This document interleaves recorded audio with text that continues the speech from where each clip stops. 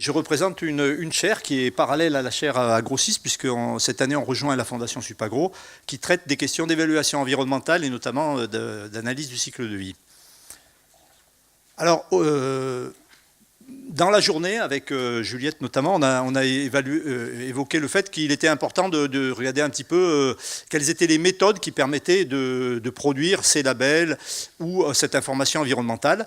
Et du coup, je suis chargé de vous faire un petit focus sur les méthodes d'évaluation environnementale.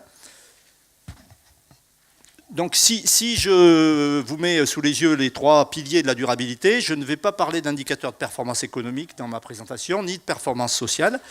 Je vais focaliser sur les performances environnementales et strictement là-dessus. Alors, quand on parle de performance environnementale, l'écueil qui est souvent, qui est même enseigné dans les écoles de commerce et de marketing, c'est le greenwashing. Donc vous avez sous les yeux un exemple de greenwashing où sur la voiture de gauche, c'est exactement la même que celle de droite, mais il y a trois éléments manipulés qui sont la couleur vert, le mot durablement et un label qui n'a de label que la beauté esthétique du graphique, mais il n'y a rien derrière. Donc pour éviter le greenwashing, c'est-à-dire des assesseurs environnementales qui sont fondées sur rien, vous avez un exemple là. Je recommande l'excellent guide de l'ADEME sur le greenwashing, comment l'éviter, vous pourrez le lire. Donc, quand on ne veut pas faire du greenwashing, eh bien, on est obligé d'utiliser des méthodes d'évaluation environnementale qui sont scientifiquement fondées et consensuelles. Donc il y a deux grandes familles d'approches environnementales qui sont disponibles, donc que la science met à disposition des gens qui veulent évaluer les performances de leur système. Il y a ce qu'on appelle des approches orientées produits. Je veux faire l'empreinte environnementale de ce paquet de mouchoirs ou d'un litre de lait ou d'un fromage ou d'un service. Ça va être un service, ça va être je veux faire l'empreinte environnementale d'1 kilomètre transporté pour aller d'un point A à un point B. Et puis il y a une deuxième famille d'approches qui sont les approches orientées site. Je veux voir les impacts environnementaux d'un site de production, par exemple ici une laiterie, et je veux savoir tous les impacts que produit cette laiterie à l'endroit où elle est installée. Donc les deux approches, il ne faut pas les opposer, elles sont totalement complémentaires et pour longtemps encore. C'est-à-dire que l'approche site, elle va avoir une pertinence locale très forte, elle va réellement prendre en compte les impacts, les caractéristiques locales du site. L'approche produit, où règne en maître l'analyse du cycle de vie, le bilan carbone étant jamais qu'une analyse de cycle de vie monocritère, l'empreinte eau aussi c'est des dérivés, elle va essayer de voir l'empreinte du produit depuis l'extraction des matières premières jusqu'à sa fin de vie, et du coup elle va être beaucoup plus holistique, mais beaucoup moins pertinente sur chaque endroit où a lieu l'activité concernée. Donc, pour longtemps, ces deux approches doivent être interopérées et c'est les seules approches que la science met à disposition des gens qui veulent réellement faire de l'évaluation environnementale. Donc, sur les approches produits, je l'ai déjà dit, l'ACV règne en maître, l'analyse du cycle de vie, sur lequel on va faire un gros focus, puisqu'on parle consommateur, donc on parle produit. Et puis, sur les autres approches, c'est les études d'impact ou les analyses de risque. Alors, la complexité de tout ça, pour les gens qui font de l'évaluation environnementale, c'est qu'un produit traverse plusieurs sites, et en général, un site produit plusieurs produits, coproduits ou déchets. Donc, c'est avec ça qu'on doit faire, et on n'a rien d'autre à disposition que ces deux grandes familles de méthodes, avec déclinées par plusieurs sous-méthodes dans chacune des deux grands axes. Alors, donc, je vais vous parler que de l'analyse du cycle de vie. Alors, les deux caractéristiques de l'analyse du cycle de vie, c'est d'abord qu'on va s'intéresser à un produit ou un service, que ce soit un paquet de mouchoirs, un litre de lait ou un fromage, depuis l'extraction des matières premières jusqu'à sa fabrication, son transport, sa commercialisation, son usage et sa fin de vie. Sa fin de vie, le produit en fin de vie va être ingéré si c'est un produit alimentaire, mais l'emballage il va être jeté, plus ou moins recyclé, valorisé énergétiquement ou mis en décharge suivant l'endroit géographique où a lieu la consommation. Puis la deuxième caractéristique, c'est une approche multicritère où on va regarder tout un panel d'impacts environnementaux. Là, vous en avez un certain nombre, qui passent par le réchauffement climatique, l'épuisement des ressources en eau, etc., la toxicité eau douce, etc. Et puis vous avez au-dessus tous les impacts, et puis tout ce qui est en dessous en rouge, c'est les impacts évités. Chaque fois qu'on fait du recyclage ou qu'on fait de la valorisation ou de la réutilisation encore mieux, eh ben, on évite des impacts, donc c'est la partie qui est en dessous du graphique. Alors, l'ACV, pour répondre à quelle question, j'ai vu que cette diapositive, elle avait déjà été utilisée dans les présentations précédentes, je vous laisse lire, ben c'est typiquement le genre de questions qu'on pose à l'ACV.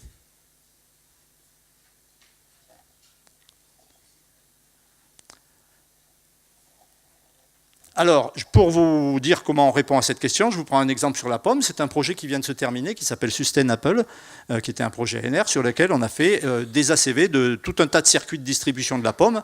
Alors, je ne vais pas vous présenter tous les résultats, parce qu'il faudrait une session rien que pour ça. Je vais juste survoler pour vous faire voir ce que ça peut donner sur un exemple de la pomme. Donc, le cycle de vie de la pomme, il commence au verger.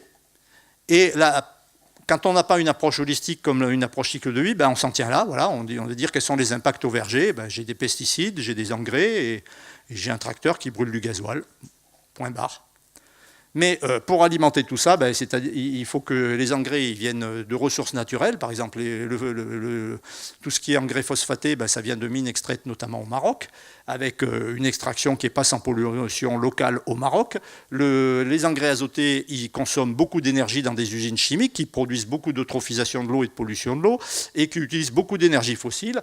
Et puis le gasoil, ben, c'est l'extraction du pétrole. Et puis si je continue le cycle de vie de la pomme, ben, elle va séjourner entre 1 et 6 mois dans des chambres froides, pour être vendue en contre-saison et des choses comme ça. Chambres froides qui utilisent de l'électricité, donc un mix électrique, en France majoritairement nucléaire. Et puis on va, avec de la logistique, amener cette pomme à proximité, plus ou moins à proximité du consommateur, qui va venir l'acheter avec des moyens de transport divers et variés. Il peut venir en voiture automobile. Dans le panier de la ménagère, les pommes vont faire 1 kg parmi peut-être 10 kg de course. Ou alors, il va venir en bicyclette, acheter moins de pommes. Ou alors, il va aller en circuit direct, acheter une cagette entière de pommes directement chez le producteur. Donc ça aussi, c'est toute la partie du cycle de vie qui est importante.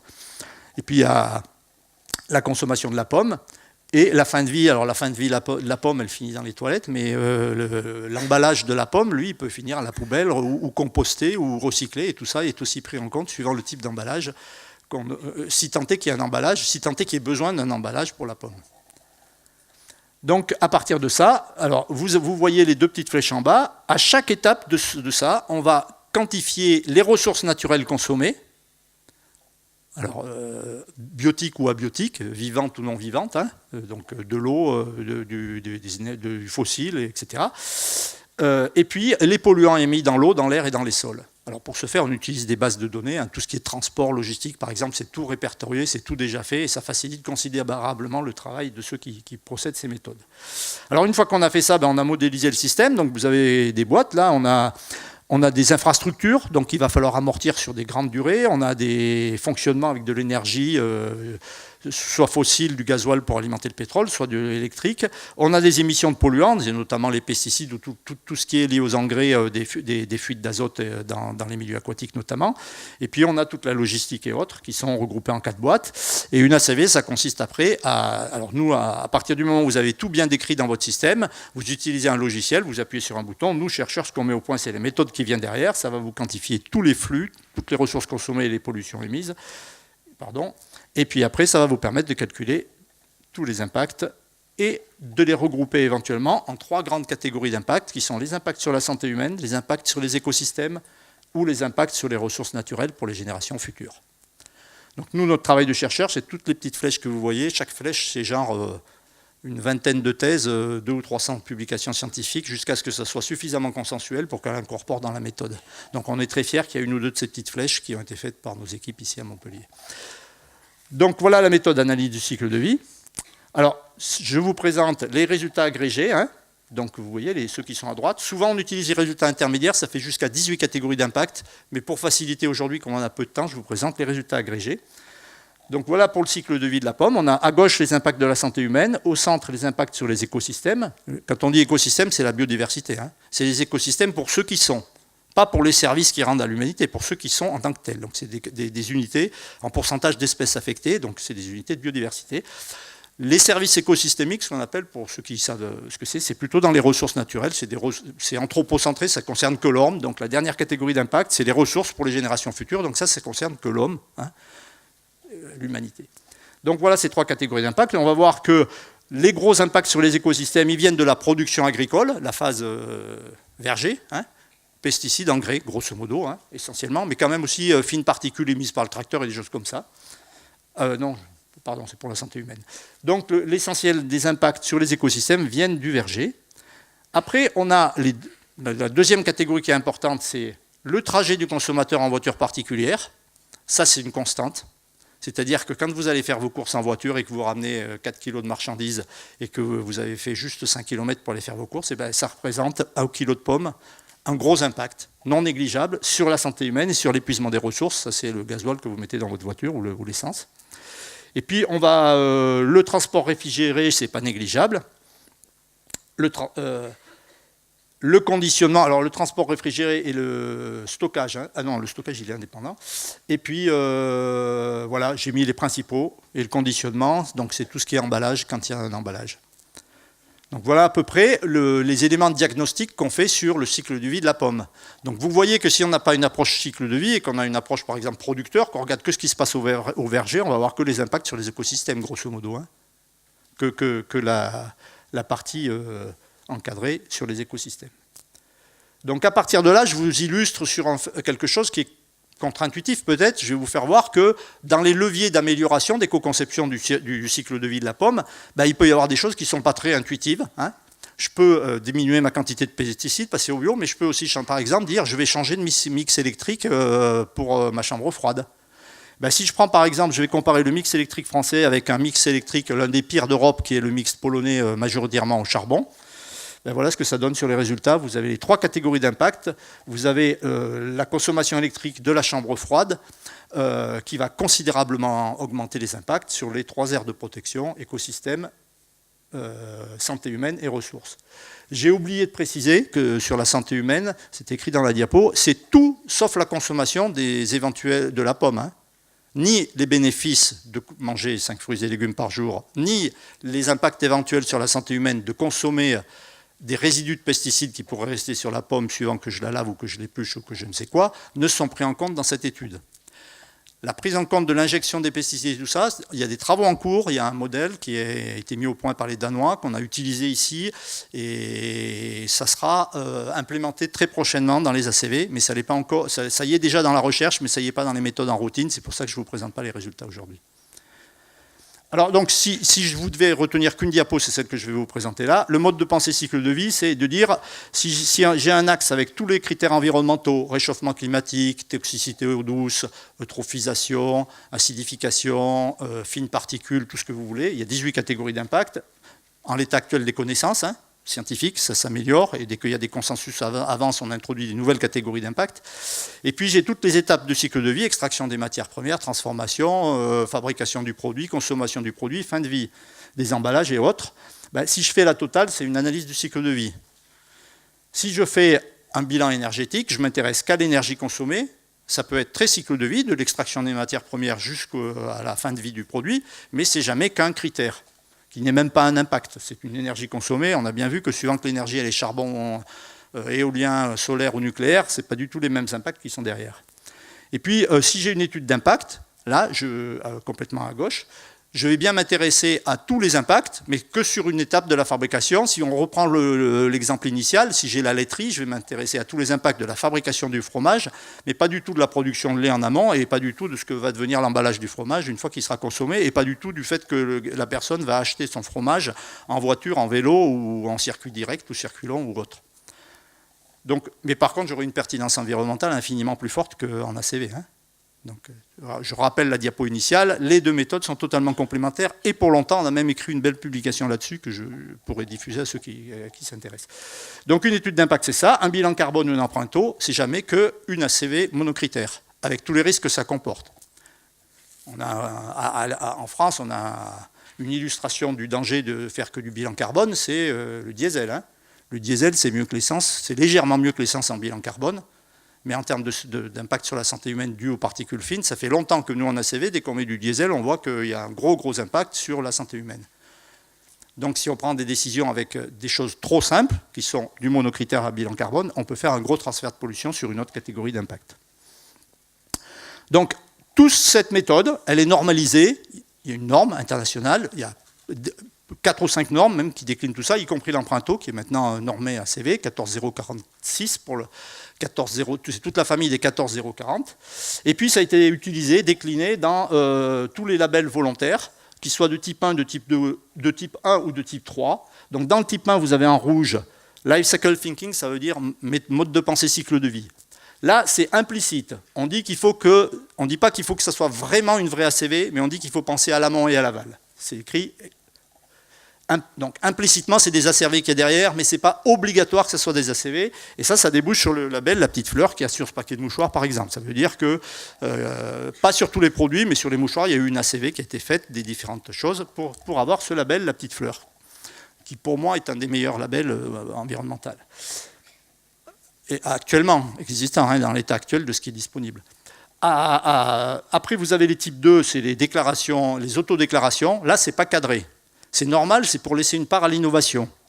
C'est-à-dire que quelque chose qui ne serait même pas quantifiable en ACV, je peux pouvoir l'auto-revendiquer dans les autodéclarations. Et puis les labels de type 3, et bien là, c'est carrément explicite, c'est Life Cycle Assessment, là, c'est LCS et ACV, obligatoire. Ça doit être fondé sur des ACV. Donc tout ça, c'est assez diffusé dans les produits manufacturés. Mais c'est encore peu diffusé dans les produits alimentaires et agricoles. C'est pour ça que je vous ai pris l'exemple du mouchoir, où il y a plein d'exemples, où il y a des écolabels, mais moi, je n'ai pas vu de petites fleurs sur des produits alimentaires encore. Ça n'existe pas. Donc, il y a eu une grosse démarche. Il y en a eu une française, hein, qui était donc dans le cadre du Grenelle de l'environnement de réflexion sur un éco-étiquetage. Et puis, l'Europe a lancé un gros chantier qui a duré 4 ou 5 ans, hein, qui s'appelle PEF, Product Environmental Footprint.